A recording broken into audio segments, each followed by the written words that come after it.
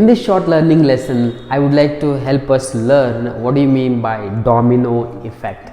See, this domino effect simply means or refers to a chain of reactions where one event or one action triggers a series of related events or actions, typically within a short time frame or typically within a short period of time. This will happen. See, it is something like a dominoes. You know dominoes, right? They are rectangle shaped objects. When you keep them one by one or one next to another, when you push the first domino, it definitely falls on one, then it continues the series.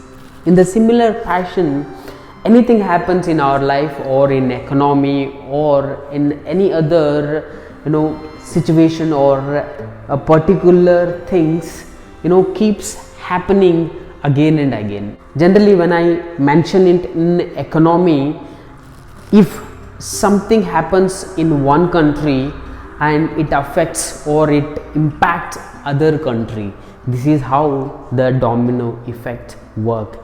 In our daily life it happens. For example, when we start a good behavior or bad behavior, it will continue day by day, and the result is positive or negative. Whichever way you develop that habits, it will definitely come back to us.